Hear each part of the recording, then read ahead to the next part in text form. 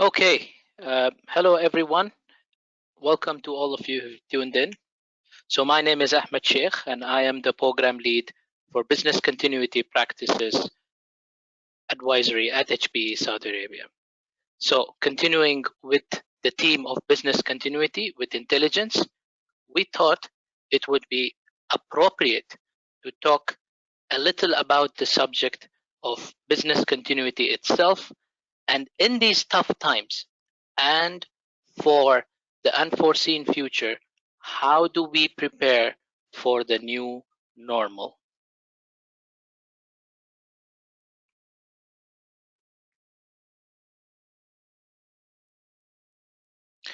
So, getting into the agenda, we should be looking at four key parts.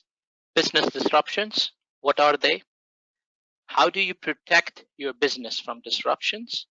How do you manage recovery during disruptions?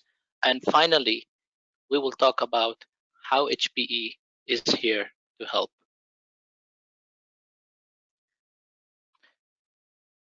Let's start with business disruptions.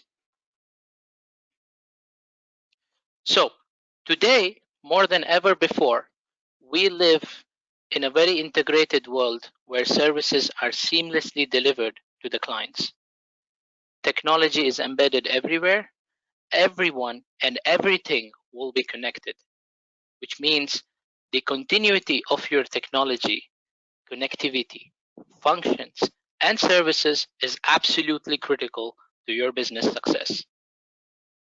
So, business disruptions. So, disruptions can be of all sorts: physical, virtual, reputational, and definitely financial. For some of the businesses, their business disruptions could result in a socio-economic impact, maybe for the whole country or economy. For example, in Saudi Arabia, if the telecom services were down, or the disruption to the airlines, as you noticed recently, or transportation, or utilities, it creates a huge socio-economic impact. Now, needless to say, business continuity for all businesses, no matter how large or how small, it's absolutely critical.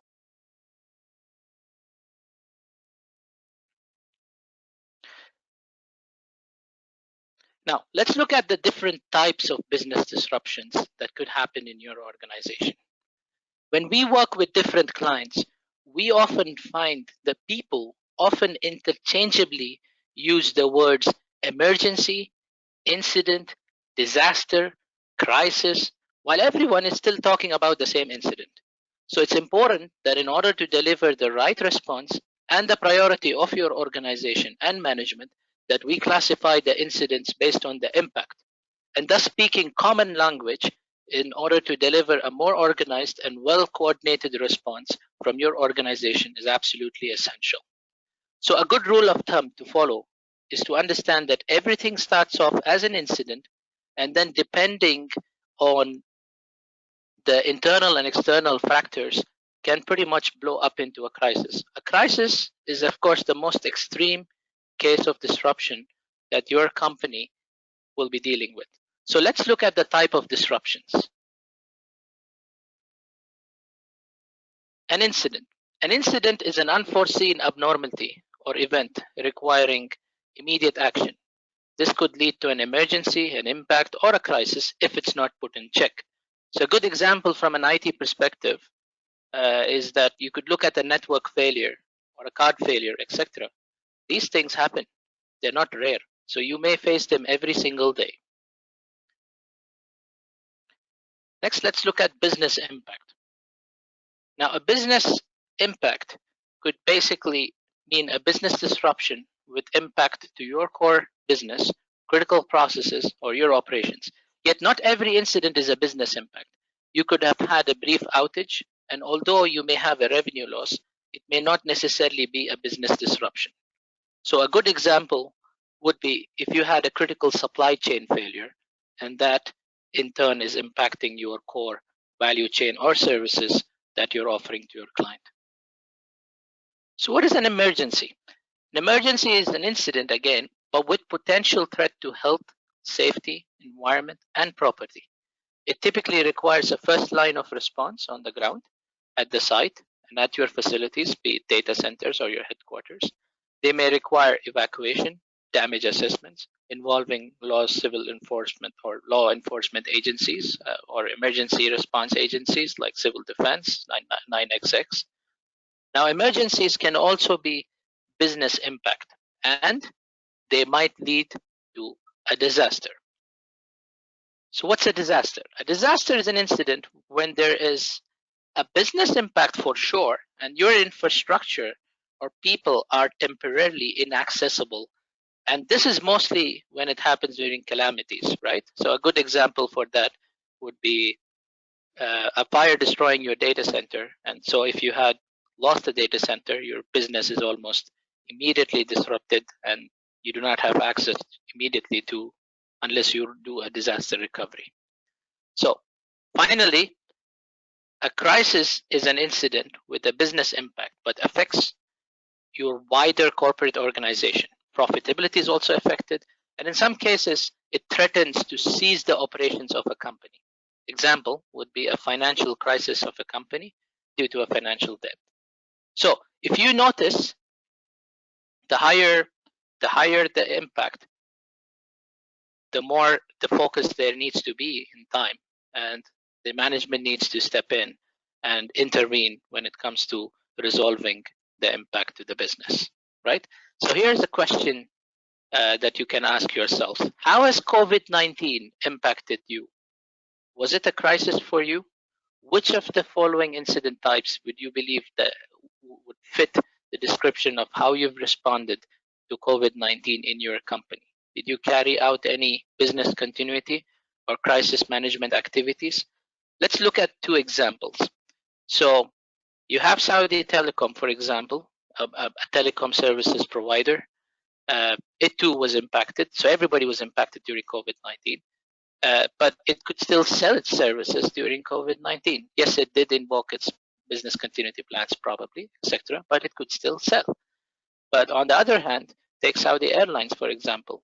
So operations ceased, and basically they ended up in a crisis. And yes, for them, this was a crisis. So the impact varies from company to company and the nature of business, and it's important that we are prepared for the unprepared.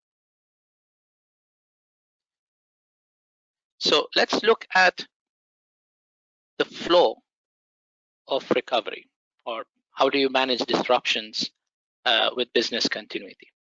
So you start off as an incident.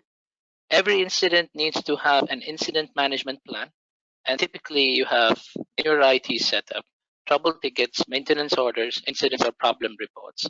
There is a service level management, typically with your supply chain, and there is SLAs, and the troubles and incidents usually get fixed within those SLAs. Now, when there is an emergency, you activate your response plans. The emergency response teams, their organization, out of the emergency, do a damage assessment, and in that process determine if there is an impact or disaster. And if there is an impact or disaster, you basically then invoke your business continuity and disaster recovery plans for recovering your business and technology services that are lost. Remember, business continuity is often associated with functions, people, and processes, whereas disaster recovery is more associated with the technology recovery part. And in both cases, it may require some investments to have that readiness available with you, and which we otherwise we call it resilience, right? Now, it's not necessary that every incident would trigger a response and then go into recovery. Some disasters may not need the response, may not go into an emergency. It may go straight into recovery. For example, if you had a cyber security attack, then that's not an emergency. It goes straight into inaccessibility of your infrastructure due to breach of cybersecurity. So you start then recovering your technologies using disaster recovery. So that's an example of an incident that may not be an emergency and going straight into disaster. But two key points to remember: there are response activities, there are recovery activities. Now, when it goes into crisis, of course, crisis management team steps up, involves in their role, and basically they have a life cycle which is followed on a year-round basis that ensures the company or your organization is ready to deal with the crisis when it comes. Now, in addition to resolving the crisis management also oversees the emergency response execution and your recovery execution. So, some trends to look after. New technologies will increase the complexity, as you know, as long as you keep adding new technologies where your legacy sits aside. This often makes recovery a challenge. This means you need to have an improved focus on the operational resilience with better automation and redundancy. Over 60% of the organizations actually do failover test of their resilience to ensure that their investments pay off when needed. 15% of the organizations actually fail due to inadequate protection or backup. So these stats are from Gartner. So you don't want to be in that 15%. Some more stats on costs of being unprepared. So 50% of businesses without an effective business continuity plan ultimately fail in the wake of a major disruption. You can just see how many businesses have shut down during COVID-19. Only 6% of the companies suffering from a catastrophic loss survive, while 43% never reopen, and 51% close within 2 years. And by the way, these are figures before COVID-19 struck. So pretty significant if you consider the statistics from the market. So average losses of downtime for technologies are anywhere between $1 to $5 million per hour, depending on the nature of business you run.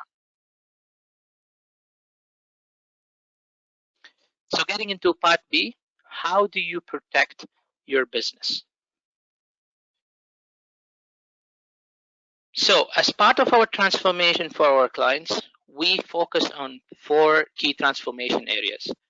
We help clients transform into a hybrid infrastructure.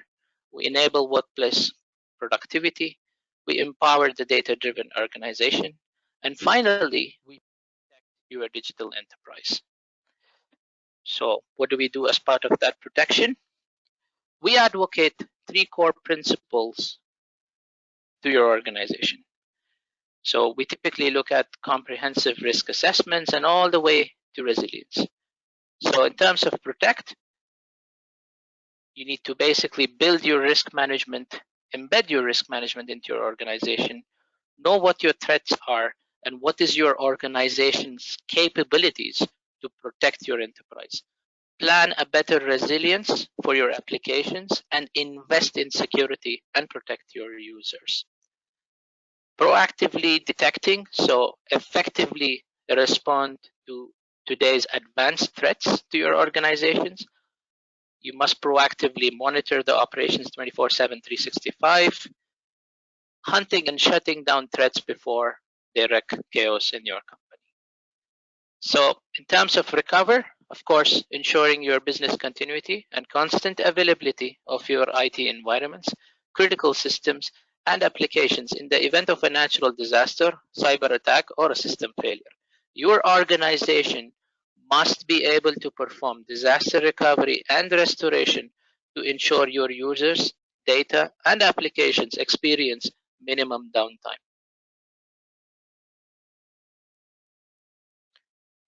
So, in line with ISO 22301, which is the business continuity standards, here are the key enablers to your organization's business continuity. So you must engage in a good risk assessment and a business impact exercise, business impact analysis exercise to be better prepared. You need to have a well laid out and updated business continuity plans should you have loss of facilities, functions, or critical processes. You need to have your DR plans updated and capable of recovering your technologies and applications.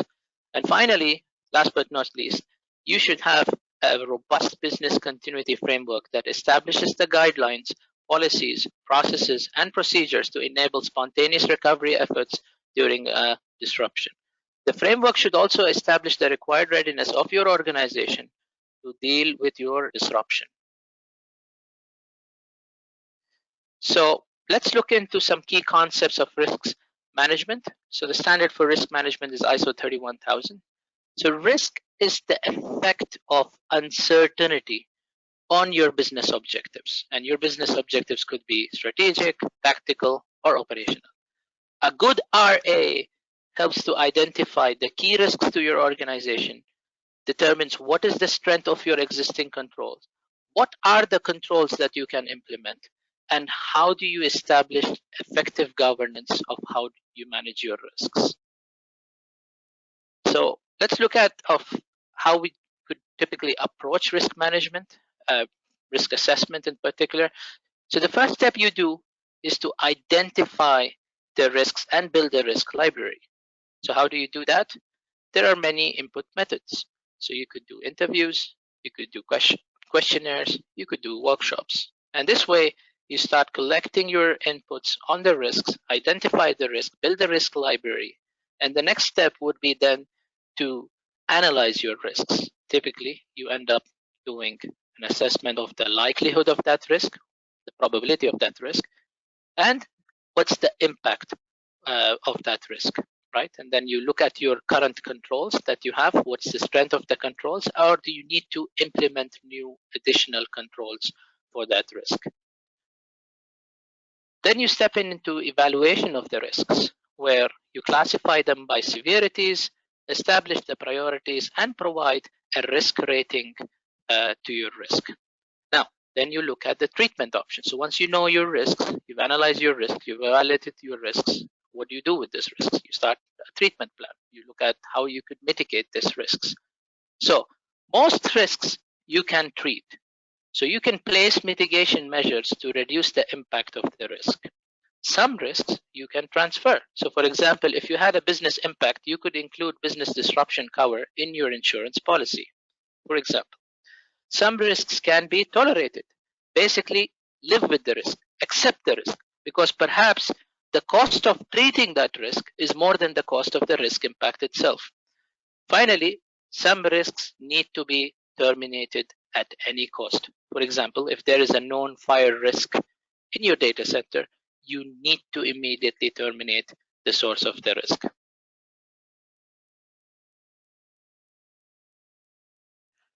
Now let's look at business impact analysis. So key concepts. So standard for the BIA is ISO 22317. While risks are more on the threats, as you saw, BIA is more about the impact, right? So BIA defines the priorities for recovery of critical operations. Impacts can be tangible or intangible. Tangible impacts are basically impacts that you can quantify, right? Or you can measure. Intangible impacts are something that you cannot quantify, but it definitely has an impact to the business. So a good example for a tangible impact would be, your estimate for financial losses. And for intangible impact, this could be brand or reputation loss, legal or regulatory impact, or loss of customer satisfaction.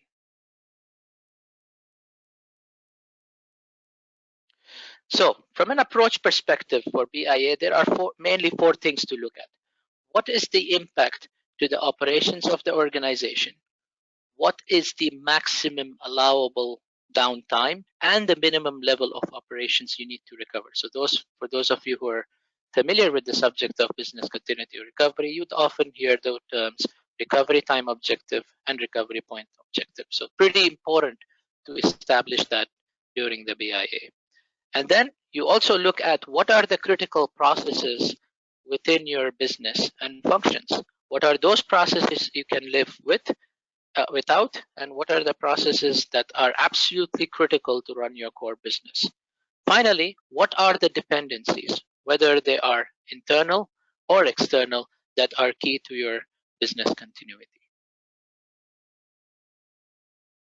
So in part C, we will look at how do we manage recovery.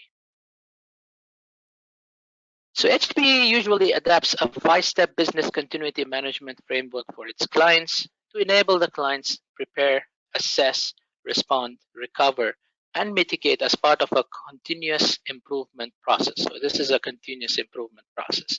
So in the first step, you understand your business criticality, business compliance mandates, corporate objectives, what support services are critical, and to identify what are your continuity needs. In the second step, you establish the RA and BIA, and you also build resilience strategies. In the third step, you can establish your response and recovery plans, which is typically your emergency response plans and business continuity and DR plans. Step number 4, you start embedding them. Start embedding and enforcing these plans and processes into your organization and ensure they are done with the right maturity and most importantly, the executive buy-in from the top along with its sponsorship. And lastly, you will exercise your plans. You need to put these plans to a test. You need to learn what are the gaps in your readiness and ensure, as we talked about before, that there is a continuous improvement loop so that it, at the end of the day, ensures that you are better ready to cope up with disruptions.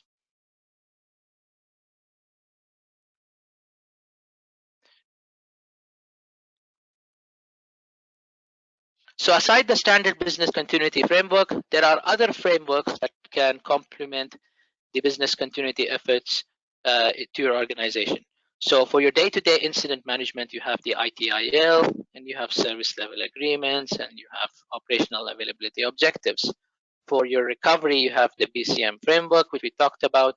And for your crisis management, you need to have a crisis management framework that defines the existence of a crisis management team, which is a cross-functional team for governing, preparing, or resolving a crisis with the necessary strategic decision making and intervention of your company's top management.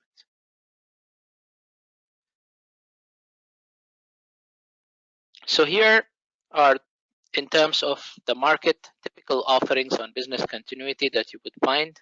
So typically the solutions are either consulting services or platform solutions that can help your business recover quickly. So from an advisory perspective, you could develop your business continuity plans. You could have an RABIA done. You could have your organization certified to ISO 22301 compliance. You could have a crisis management framework. You could govern the BCP exercises and have an embedded risk assessment exercise that's done frequently, right? In terms of platform solutions, so there are cloud-based solutions that you could procure, and also there are specialized tools such as CMRT and Scrum that you can use on multiple occasions while your company is going through a crisis.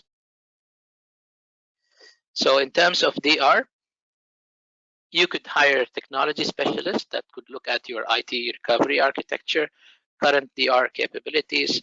How could they apply a maturity model, a CMM-based maturity model for the DR to track your maturity and readiness, right? Support you with developing comprehensive DR plans, detailed assessments, and the DR testing program. So finally, let's see how HPE is here to help in these tough times. So there are 4 key ways that HPE has been helping businesses as they brace for impact during the ongoing COVID-19 situation. So where HPE has brought the best together of capabilities from Pointnext, from the advisory services, from our large ecosystem of partners, and GreenLake, and Aruba, and Hybrid IT. So let's look at them one by one. So number 1, keeping it going. So from a people and advisory perspective, so despite having a global work from home policy to safeguard our employees, our technical experts have still been made available 24/7. We use remote staff augmentation and management services that can help manage your infrastructure and critical workloads from a safe and secure location. We have provided deep expertise in advisory and professional services to help you quickly respond to a disruption in areas such as security, networks, remote working, VDI, cloud, and also what's in store for next. How do you prepare for what's coming next? So systems. From a systems perspective, we've mitigated impact on parts availability. We've doubled our local stock of high usage parts and brought those parts closer to customer locations. Given the importance of maintaining social distancing, HPE has provided the option of accessing our specialists via remote support using HPE VRG. This is an enhanced capability that allows our team to collaborate with your staff using virtual reality to resolve issues as though the expert was just physically next to them.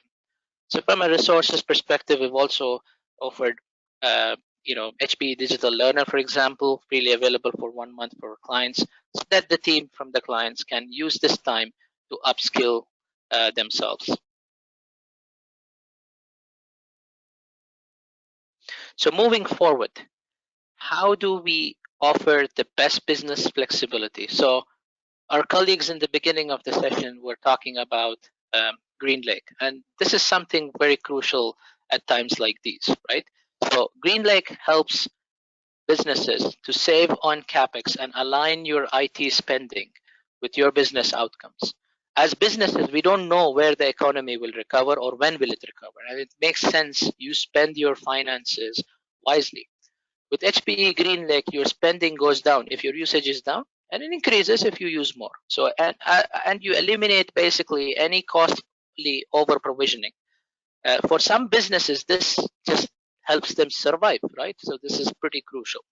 So from an operational perspective, with HPE GreenLake, we manage and operate more of the IT than ever before. By taking routine IT tasks like capacity management, environment support, infrastructure, and hybrid cloud management off your shoulders, we are putting the expertise and automation to work for you to increase reliability and resilience for your IT operations. And this way, you put your staff to do the meaningful work, right? Solving your business problems rather than spending time on routine IT work.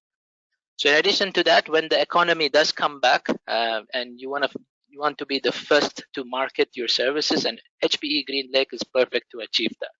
You don't want the IT to be the bottleneck, constrained by long procurement processes and purchasing cycles, right?